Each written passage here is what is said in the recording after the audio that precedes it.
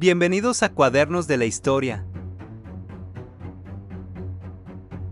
Hubo una época, no hace tanto, en la que dos superpotencias se jugaban el destino del mundo. Pero su campo de batalla no estaba en la Tierra, sino mucho más arriba, en el espacio. Hoy vamos a desgranar la increíble historia de la carrera espacial. Una aventura de ingenio, de valentía y de un riesgo brutal que nació de la mayor rivalidad política que hemos conocido. Y esa es la pregunta del millón, ¿verdad? Porque para entender cómo fue posible que un ser humano pisara otro mundo, primero tenemos que entender la competición salvaje que lo provocó. Esto no fue solo un viaje por la ciencia, para nada. Fue una consecuencia directa de la Guerra Fría. Exacto. La carrera espacial era, en el fondo, un campo de batalla más. Uno ideológico y, sobre todo, de propaganda entre los dos gigantes del siglo XX, Estados Unidos y la Unión Soviética. Aquí no se trataba solo de llegar el primero, sino de demostrar quién era el mejor. Y es que el contexto lo es todo claro. La Guerra Fría no era una guerra de trincheras y bombardeos, sino una lucha constante por la influencia mundial. Cada bando quería probar que su sistema, el capitalismo o el socialismo, era superior. ¿Y qué mejor escaparate para demostrar tu poderío tecnológico que la última frontera, el espacio? Y lo más curioso de todo es que ambos empezaron, por así decirlo, en el mismo punto de partida. Al acabar la Segunda Guerra Mundial, tanto Estados Unidos como la Unión Soviética se lanzaron a por la tecnología de los cohetes B-2 alemanes. Los americanos se llevaron a los cerebros, como el famoso Wernher von Braun. Los soviéticos se hicieron con los planos y el material. Al principio pensaban en misiles, claro, pero pronto se dieron cuenta de que con esos juguetes se podía apuntar mucho más alto. Pues bien, en los primeros asaltos de esta carrera no hubo color. La Unión Soviética tomó una delantera clarísima, que dejó al mundo con la boca abierta y, sobre todo, a los Estados Unidos con un susto de muerte. Es que fue un no parar. En 1957, ese famoso bip bip del Sputnik 1 sonando desde el espacio fue como una bofetada de realidad para todo el planeta. Poco después, ¡pum!, envían al primer ser vivo, la perrita Laika. Y en 1961, el golpe de gracia definitivo. Yuri Gagarin se convierte en el primer ser humano en ver la Tierra desde el espacio. Y siguieron la primera mujer, Valentina Tereshkova, el primer paseo espacial. Daba la sensación de que jugaban en otra liga. La Tierra es azul. Una frase sencillísima, pura poesía. Con esas 4 palabras, Gagarin nos transmitió a todos la maravilla de ver nuestro hogar desde fuera por primera vez. Fue un momento mágico, sí, pero ojo, también fue un tanto propagandístico brutal para la Unión Soviética. Mientras tanto, en Estados Unidos, el pánico era real. Imaginaos, en plena Guerra Fría, la sensación de que tu máximo rival te está pasando por encima en la tecnología más puntera. Era una amenaza nacional en toda regla. Hacía falta una respuesta, y tenía que ser algo enorme, algo tan audaz, que hiciera que todos los éxitos soviéticos parecieran poca cosa. Y lo primero que hicieron fue poner orden en casa. Así que, dicho y hecho, en 1958, apenas un año después del Sputnik, nace la NASA. La idea era muy simple, se acabaron los esfuerzos dispersos. A partir de ahora, todo el mundo a una, bajo un mismo techo, con un único objetivo: pisar el acelerador a fondo para pillar a los soviéticos.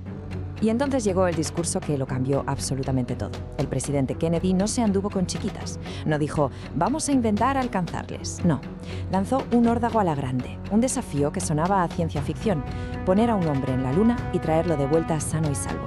Y todo antes de que acabara la década. Una locura, una apuesta total por el prestigio nacional. Pero claro, a la luna no se llega de un día para otro.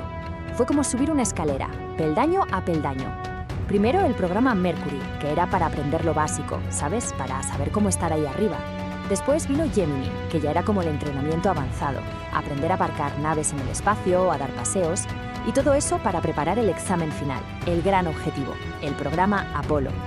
Y hay que dejar una cosa muy clara. Este camino no fue un paseo, fue peligrosísimo. La tragedia del Apolo 1 en 1967, con 3 astronautas fallecidos en una prueba en tierra, fue un mazazo terrible, un recordatorio brutal de los riesgos. Pero, por duro que suene, de ese desastre se aprendió muchísimo y se aplicaron mejoras de seguridad que fueron clave para el éxito final. Y así llegamos a 1969.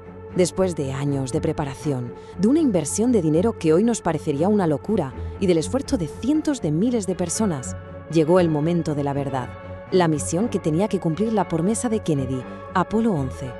Para este viaje a la historia se eligió a 3 hombres: el comandante Neil Armstrong, el piloto del módulo lunar, Buzz Aldrin, y Michael Collins, el hombre que tenía el trabajo quizás más solitario de todos: quedarse orbitando la Luna mientras sus compañeros bajaban. La misión en sí Fue una coreografía de una precisión milimétrica. El lanzamiento de ese cohete monstruoso, el Saturno V, el viaje de 3 días por el vacío y entonces el momento de más tensión, la separación del módulo lunar, el Eagle, para empezar a bajar. En esos minutos, literalmente el mundo entero contuvo la respiración. Y de repente, silencio. Y después, esa voz tranquila de Neil Armstrong, llegando desde a casi 400.000 kilómetros de distancia.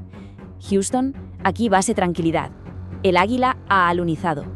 Ya está, lo habían conseguido. Por primera vez en la historia, había seres humanos en otro mundo. Unos minutos después, el momento que todo el mundo estaba esperando, Armstrong baja por la escalerilla, pone un pie en el polvo lunar y suelta la frase que todos conocemos de memoria. En ese preciso instante, daba igual ser soviético o americano.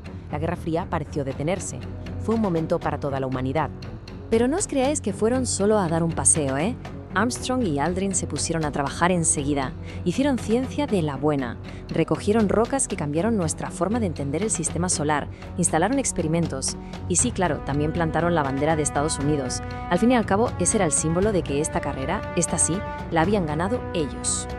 El regreso de la tripulación sana y salva marcó el final de una era. La carrera por ser los primeros en la Luna había terminado. Pero su legado, su impacto, bueno, eso no había hecho más que empezar. Vamos a ver cómo cambió nuestro mundo aquel viaje.